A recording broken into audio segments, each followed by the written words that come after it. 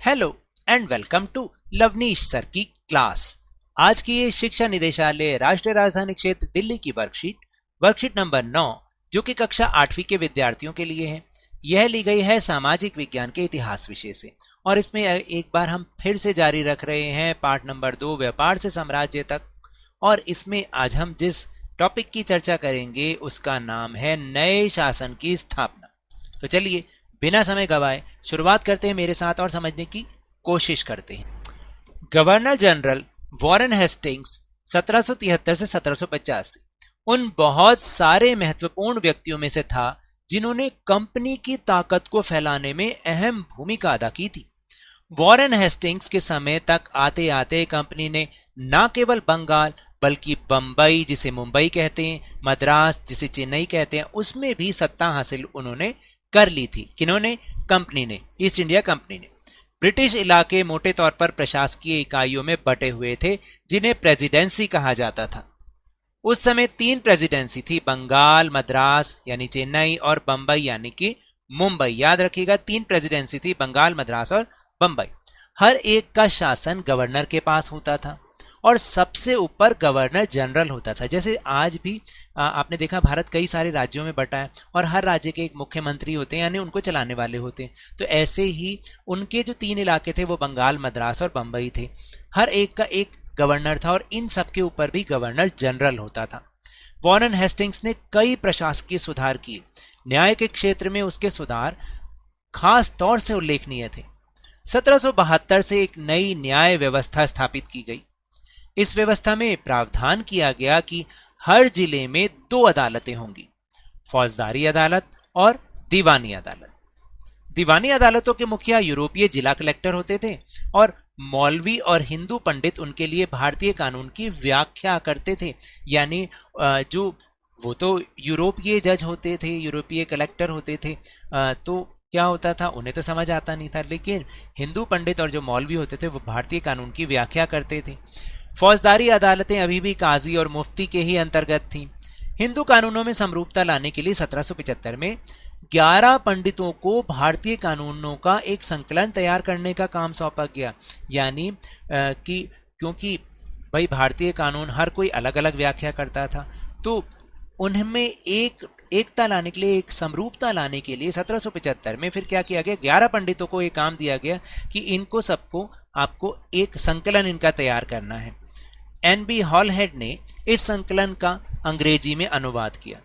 1778 तक यूरोपीय न्यायाधीशों के लिए मुस्लिम कानूनों की भी एक संहिता तैयार कर ली गई थी। यानी 1778 तक, 1775 में तो हिंदू कानून जो है एक पूरा संकलन उसका तैयार हो गया था और 1778 तक मुस्लिम कानूनों की भी संहिता तैयार कर ली थी। ऐसा इसलिए क्योंकि जो अंग्रेज लोग होते थे उन्हें तो हमारे देश के बारे में मालूम नहीं था, तो इसलिए उनके लिए यह तैयार किया गया था ताकि वो इसके हिसाब से फैसला कर सकें। 1773 के रेगुलेटिंग एक्ट के तहत एक नए सर्वोच्च न्यायालय की स्थापना की गई। यानी 1773 में एक कानून बना जिसके तहत एक नया सर्वोच्च न्यायालय बनाया गया। इसके अलावा कलकत्ता यानी कोलकाता में अपीलीय अदालत, सदर निजामत अदालत की भी स्थापना की गई। देखिए भारतीय जिले में कलेक्टर सबसे बड़ा ओहदा होता था।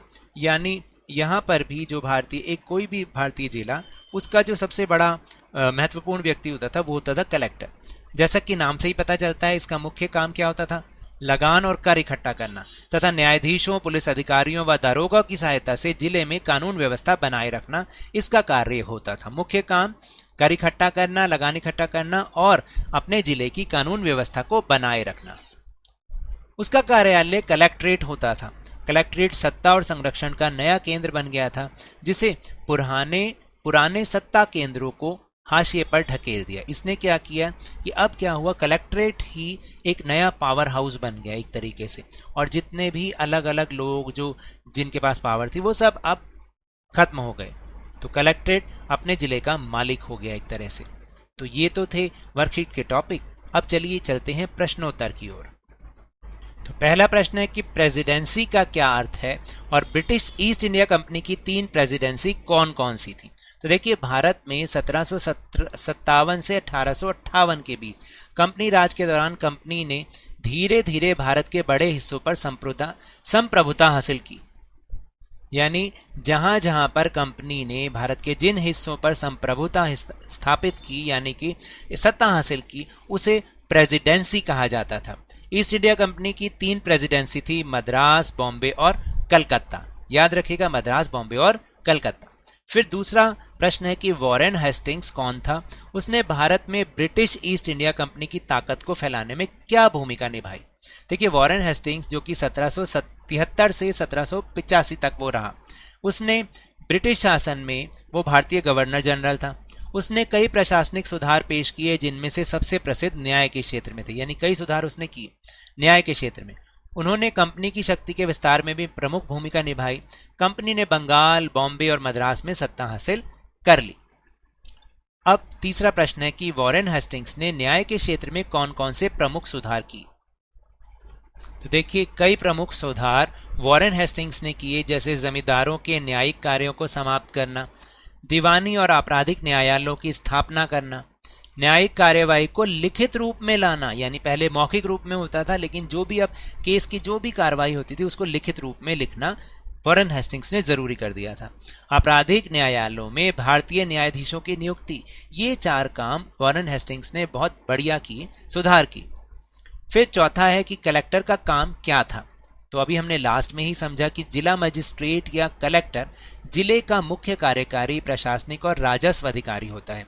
उसका मुख्य काम राजस्व और कर एकत्र करना होता है, कर इकट्ठा करना होता है।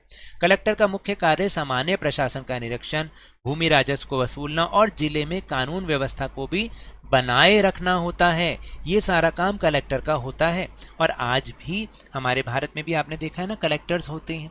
तो ये कलेक्टर्स डिस्ट्रिक्ट मजिस्ट्रेट होते हैं। जैसे कि आपने देखा है कि आजकल जो DDMA एक्ट लगा हुआ है दिल्ली में कोरोना के कारण, उसमें जो जिला कलेक्टर हैं या जिला मजिस्ट्रेट हैं, उन्हीं का ही सारा जो भी है निर्णय, फैसले, वही उन्हीं के ही चलेंगे। तो ये होता है जिला कलेक्टर का काम। तो ये तो थी आज की वर्कशीट। अगर मेरे इस तरह समझाने से अब आपको समझ में आने लगा है तो इस चैनल और वीडियो को लाइक कीजिए, शेयर कीजिए और सब्सक्राइब कीजिए, और जल्दी से जल्दी अपने चैनल लवनीश सर की क्लास के सब्सक्राइबर्स को 50K तक पहुंचाएं। लेकिन याद रखिएगा, घर से बाहर निकलते समय मास्क अवश्य लगाएं और 2 गज अथवा 6 फीट की शारीरिक दूरी का पालन करें। और जब भी आपकी बारी आए, कोरोना का टीकाकरण जरूर करवाएं, क्योंकि कोरोना को हराना है और जिंदगी को एक बार फिर से सुहाना बनाना है, और उसके बाद स्कूल भी जाना है। इसी उम्मीद के साथ बहुत बहुत धन्यवाद।